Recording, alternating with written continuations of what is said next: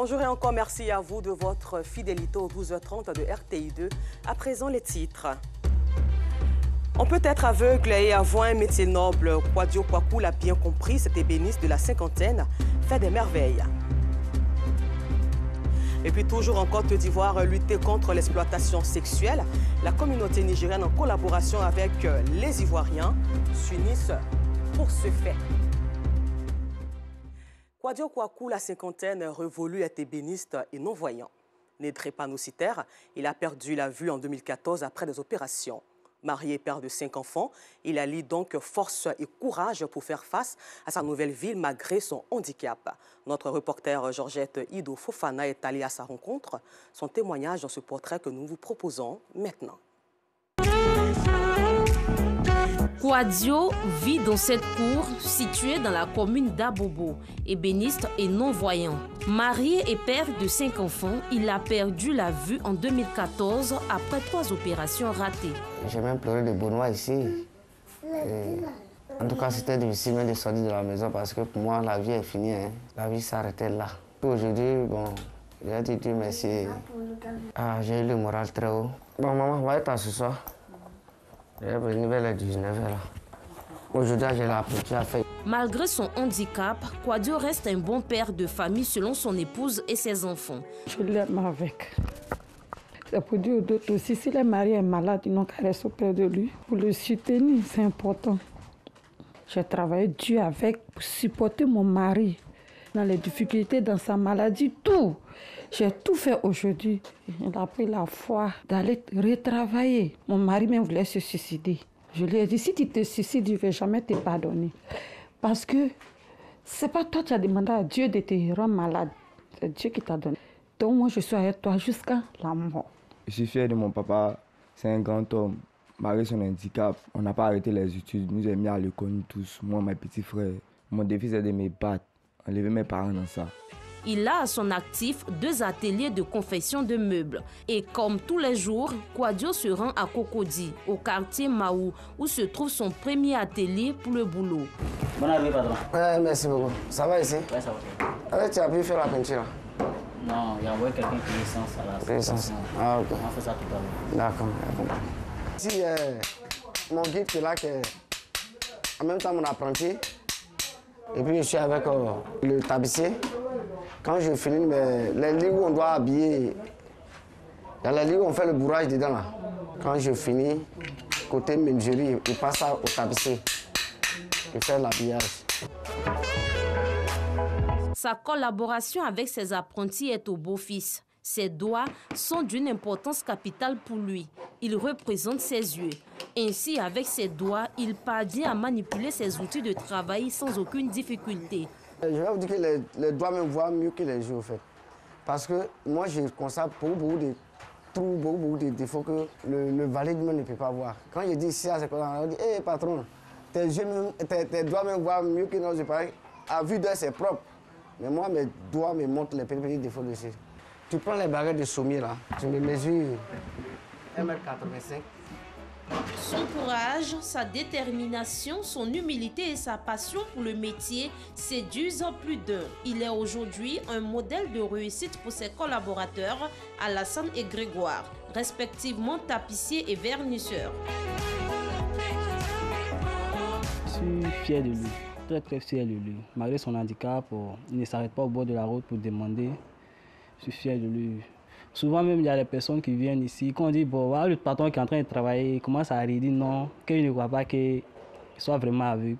Malgré qu'il ne voit pas, il donne du courage même aux voyants de travailler, de bosser fort pour pouvoir avancer.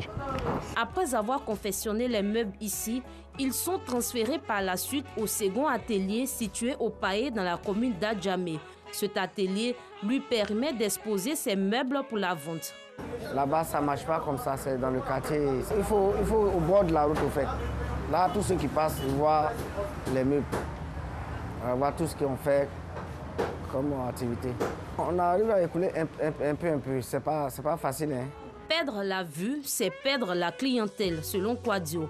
Il ne reçoit que 1 à 2 clients par semaine. Des difficultés, il en rencontre tout le temps. Quand un client rentre qui voit que je suis un non-voyant, bon, beaucoup d'autres n'ont pas la confiance. pouvoir passer les commandes. Donc c'est pour ça que je me base beaucoup sur l'exposition en fait. J'ai besoin de quelqu'un qui peut me financer parce que je vais payer les bois, les peintures, les matériels pour confectionner les meubles. Parce que quand je confectionne les meubles que je mets sur le marché, c'est là maintenant les clients peuvent venir voir. Sindou est le président de la communauté musulmane des aveugles de Côte d'Ivoire. Il fait partie des fidèles clients de Kwadio.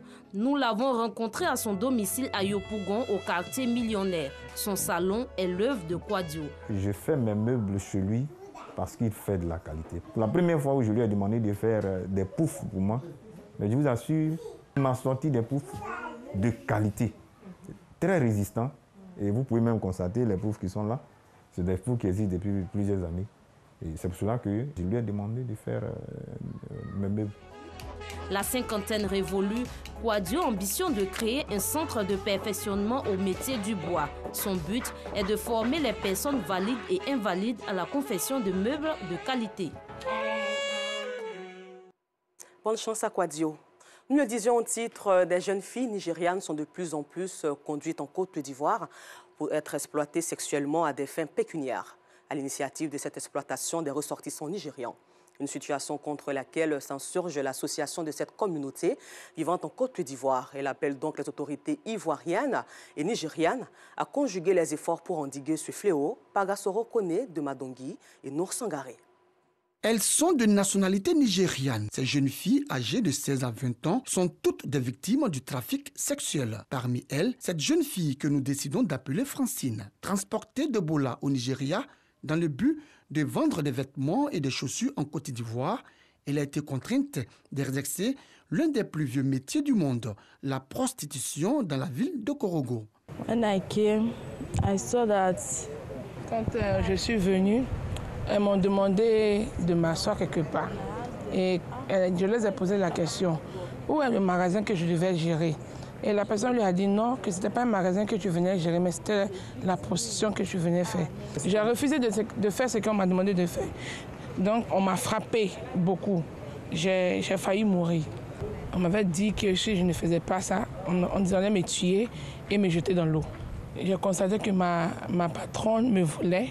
Elle ne me donnait pas en fait la somme qu'elle devait me donner. C'est ce qui a fait que je me suis enfuie. Elle devait me donner 2 millions de francs CFA. Elle n'a pas donné. Cette autre fille, âgée de 16 ans, est aussi une victime de l'exploitation sexuelle. Et c'est dans un site d'exploitation de mines situé à Yamoussoukro qu'elle s'est retrouvée après avoir été déportée du Nigeria. Chaque soir, on nous faisait porter les petites culottes et on était obligé de s'asseoir quelque part et puis les hommes venaient nous prendre. Les clients nous donnaient 2000 et on donnait ensuite à nos patrons. On devait lui donner les 2000 jusqu'à ce qu'on atteignait 1 800 000 avant qu'elle allait nous le relâcher. Sur ce site, elle y a passé plus d'1 an dans la prostitution. J'ai rencontré un jeune homme qui m'a ensuite dit qu'il n'aimait pas le travail que je faisais. Et ce dernier m'a aidé à m'échapper. Il m'avait dit qu'on partait au Ghana. C'est là que je me suis enfuie. Ces filles ont pour la plupart été exploitées à des fins pécuniaires par des ressortissants nigériens. D'où l'indignation de cette communauté vivant en Côte d'Ivoire. Elle appelle les autorités nigérianes et ivoiriennes à conjuguer leurs efforts pour endiguer le fléau. Ça fait honte quand c'est les Nigériens qui font ces actes-là. C'est pour cela qu'on appelle à l'autorité ivoirienne d'aider, mettre la main sur les acteurs de ce crime-là. On demande aussi à la population nigérienne, ceux qui sont dans ces actes-là, de ceci, parce que c'est inacceptable. On ne peut pas les laisser continuer à détruire la vie des enfants nigériens en Côte d'Ivoire. Celles qui ont pu s'échapper ont été recueillies par l'association de la communauté nigériane en Côte d'Ivoire. Elles sont gardées dans un lieu tenu secret en attendant leur rapatriement dans leur pays d'origine. De mai 2021 à ce jour, ce sont plus de 200 filles nigérianes victimes de trafic sexuel qui ont été rapatriées de la Côte d'Ivoire. Lutter contre la pauvreté et pour l'autonomisation de la gente féminine, la cellule de réflexion et d'éveil de conscience de la jeunesse d'Aziagué en a fait son credo. À cet effet, donc, de broyeuses ont été remises aux femmes de l'association Bocamon en langue abé, qui signifie en français « Entrez dans nous ». Et c'était le week-end dernier dans la région de l'Agné-Bitiassa. Un commentaire de Joël Gosset. Garantir aux femmes d'Azaguié les outils nécessaires à une pleine participation à l'économie de la région de l'Agné-Bitiassa, tel est l'objectif principal de la cellule de réflexion et d'éveil de conscience de la jeunesse d'Azaguié. Cette structure dirigée par Yao Kwame Frédéric a matérialisé cela en faisant don de 2 broyeuses de manioc à l'association Bocamon d'Azaguié. Bocamon Nabé, Bocamon, ça veut dire aide-moi. Donc nous sommes des femmes d'entraide. Nous disons un grand merci à notre fils Frédéric et nous lui disons que nous sommes toujours à ses côtés. Nous sommes ses mamans et à chaque fois que nous aurons besoin de lui, nous allons lui faire appel. Pour le premier responsable de la CRECJA, il est grand temps d'investir dans les organisations et coopératives de femmes afin d'améliorer leur visibilité et leur taux de représentation dans une meilleure autonomisation économique de celle-ci. Je remercie l'association Bocamon. Et je pense qu'ensemble, on ira encore plus et plus loin. Voilà. Et je sais que de par cette association, d'autres associations aussi vont continuer à se mettre sur ce chemin-là pour la cohésion sociale et pour le bonheur d'Azaguié. Dans le but de renforcer davantage les liens de fraternité et de convivialité entre la gente féminine, un match de gala de football a opposé les jeunes filles aux femmes. Elle ne regarde pas, elle peut dans son adversaire. Elle peut dans son adversaire. La capitaine, la dangereuse, qui bloque la balle, la pression à la pression, à la réception. Si c'est pas Les premières citées, en violet et jaune, se sont adjugées le trophée lors des tirs au but 1-0 après un score de parité 0-0.